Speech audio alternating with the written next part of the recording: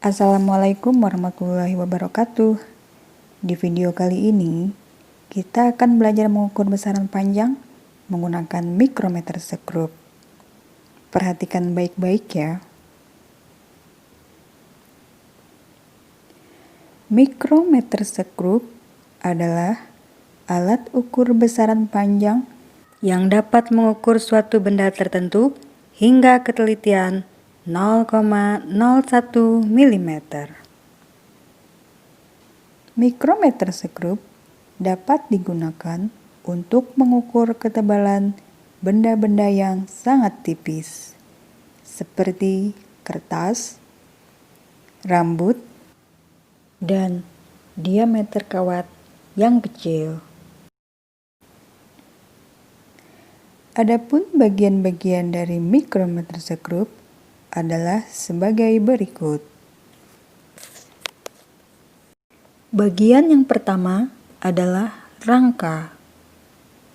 Rangka merupakan bagian berbentuk C yang berfungsi menyatukan bagian-bagian lain mikrometer sekrup.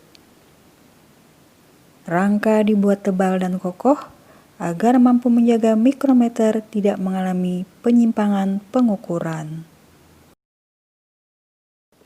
Bagian yang kedua adalah rahang tetap.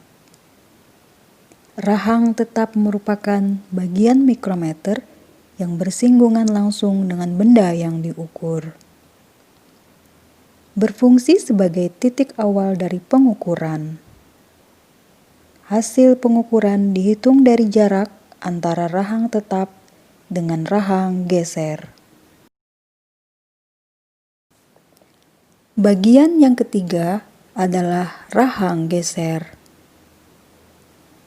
Rahang geser akan menjepit benda yang akan diukur. Berfungsi untuk menentukan hasil pengukuran. Bagian yang keempat, mur pengunci. Berfungsi untuk mengunci posisi rahang agar tidak bergerak ketika akan membaca hasil pengukuran. Bagian yang kelima adalah roda bergerigi. Digunakan untuk menggerakkan rahang geser saat proses pengukuran untuk mendapatkan hasil pengukuran. Bagian yang keenam adalah silinder putar. Pada silinder putar terdapat skala nonius atau skala putar. Skala putar akan bergerak menyesuaikan ukuran benda saat diputar melalui roda bergerigi. Bagian yang ketujuh adalah silinder tetap. Pada silinder tetap terdapat skala utama. Bagian silinder ini tidak bergerak saat roda bergerigi diputar. Nah, kita sudah mengetahui bagian-bagian dari mikrometer sekrup. Sekarang, kita akan belajar membaca hasil pengukurannya.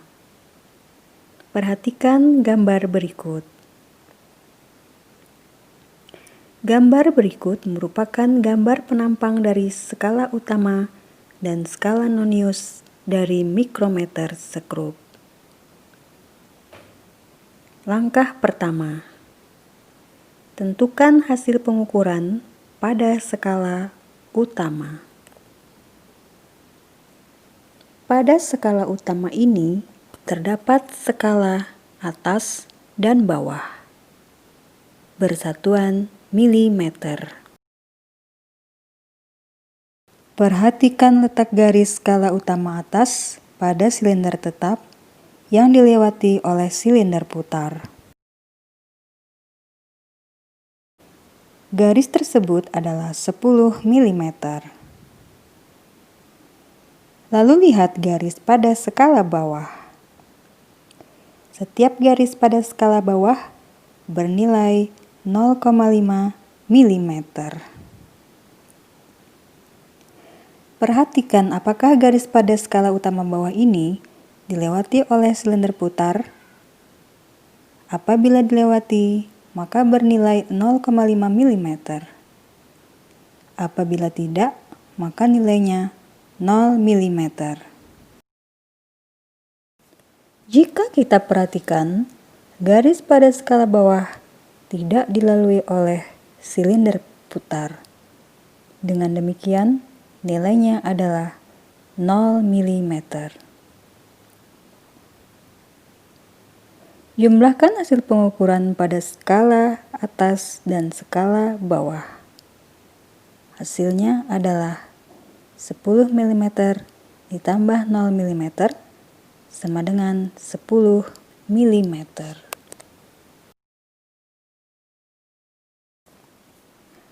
Langkah kedua. Perhatikan skala nonius. Cari garis pada skala nonius yang tepat berimpit dengan garis pembagi skala utama atas dan skala utama bawah pada skala utama.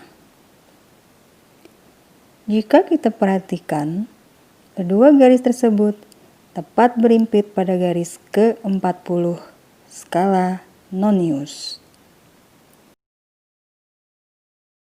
Hasil pengukuran pada skala nonius ini dapat kita cari dengan cara mengalihkan nilai garis yang ditunjuk pada skala nonius yang tepat berimpit dengan garis pembagi skala utama atas dan bawah, dikali nilai ketelitian mikrometer sekrup.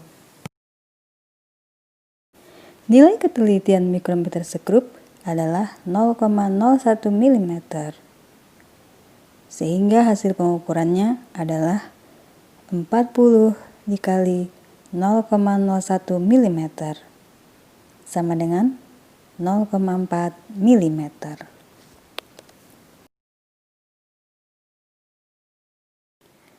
Nah, kita sudah membaca hasil pengukuran pada skala utama dan skala nonius. Skala utamanya adalah 10 mm dan skala noniusnya adalah 0,4 mm. Langkah selanjutnya, jumlahkan hasil pada skala utama dan skala nonius untuk mendapatkan hasil pengukuran akhir. Hasil pengukuran akhir adalah hasil pengukuran pada skala utama ditambah hasil pengukuran pada skala nonius. Hasilnya adalah 10 mm ditambah 0,4 mm sama dengan 10,4 mm.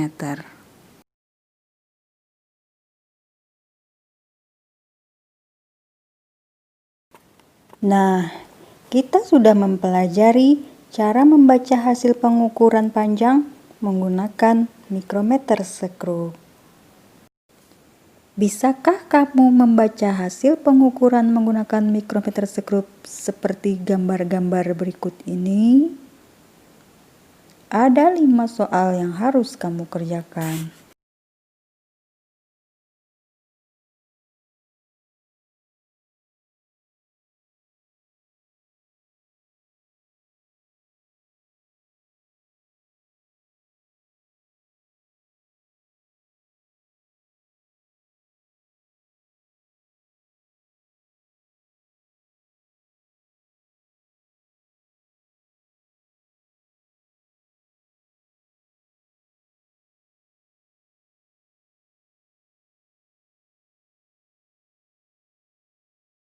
Nah, mudah bukan?